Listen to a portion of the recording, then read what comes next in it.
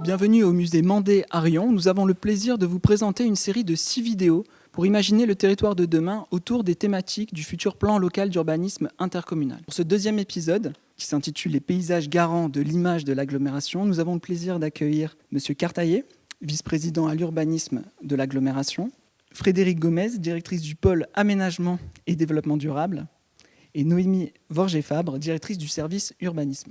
Je m'appelle François De Alphaquès, je suis urbaniste.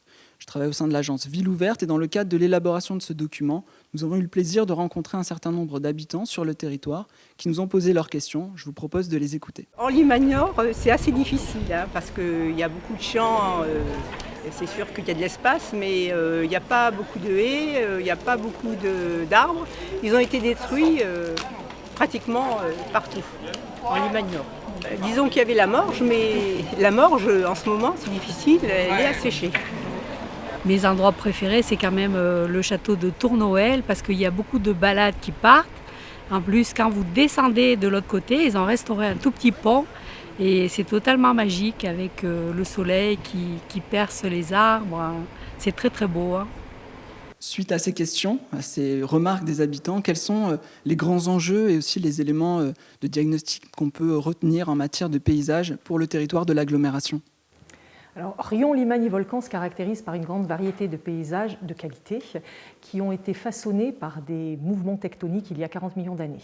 On en voit aujourd'hui le résultat avec la chaîne des Puys, la faille de Limagne, la plaine de Limagne et le Val d'Allier.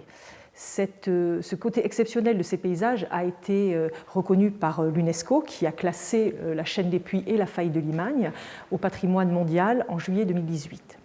Donc, cette démarche paysagère, cette approche paysagère est importante et stratégique. Elle est aussi sensible, mais fédératrice pour notre territoire. L'objectif, c'est de préserver la qualité de cet environnement, de ces paysages pour les habitants, futurs et actuels, mais aussi de valoriser ces paysages. Le paysage est donc un élément marquant du territoire et une démarche aussi ambitieuse engagée dans le cadre de l'élaboration de ce plan local d'urbanisme intercommunal. Quelles sont les grandes orientations retenues par les élus dans le cadre du projet d'aménagement et développement durable ? Alors, dans le cadre du projet d'aménagement et développement durable, à l'unanimité, les 31 communes que composent Riom, Limagne et Volcan ont marqué le paysage dans un des grands axes de notre futur PLUI. Alors, le paysage, c'est quoi ?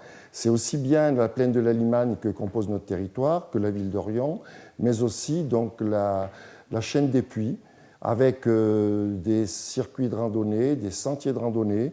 Nous avons aussi des rivières qui ont leur caractère et leur potentiel. Je pense à l'Ambène, où nous avons créé une coulée verte, et prochainement la vallée de la Morge, qui est une rivière de la Limagne et qui aura sa coulée verte, puisque nous travaillons dessus pour la prolongation de la coulée verte de l'Ambène. Donc finalement, de grandes orientations, des projets concrets qu'il faut traduire dans le plan local d'urbanisme intercommunal. Quels sont alors les outils concrets qui peuvent être mis en place dans le PLUI pour accompagner ces objectifs en matière de paysage ? Alors, la mise en application de cette protection des paysages et de la mise en valeur de ces paysages va se faire à plusieurs niveaux au niveau du règlement du PLUI. On va avoir d'abord un travail sur le zonage avec une préservation de certains secteurs en interdisant tout type de construction. Donc là, ça sera de la préservation stricte en protégeant les cônes de vue principaux et les secteurs les plus emblématiques du territoire. On a ensuite un travail sur le règlement écrit, où là, on va avoir des réglementations de hauteur, de forme de bâti, pour pouvoir produire du bâti de qualité et préserver l'ambiance globale d'un quartier et préserver la qualité de vie pour les habitants futurs. Un troisième niveau, ça sera les orientations d'aménagement et de programmation.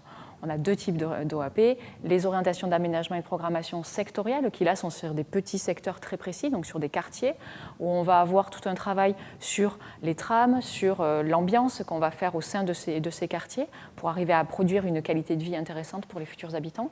Et ensuite, on a également une orientation d'aménagement et de programmation thématique, une OAP paysage, qui elle va couvrir la totalité du périmètre de Riom, Limagne et Volcan, et qui va protéger et permettre de préserver et de mettre en valeur la totalité des éléments marquants pour le paysage. On parle des ripisylves, des éléments du petit patrimoine, les arbres isolés, la faille, les grands cônes de vue, etc. finalement un panel assez large et riche d'outils au sein du PLUI qui permettent de répondre à cette ambition, à ce contexte particulier et aux grandes orientations retenues par les élus au sein du projet d'aménagement et de développement durable. Donc c'est vraiment une façon de garantir l'image du territoire à travers cette préservation et cette valorisation des paysages.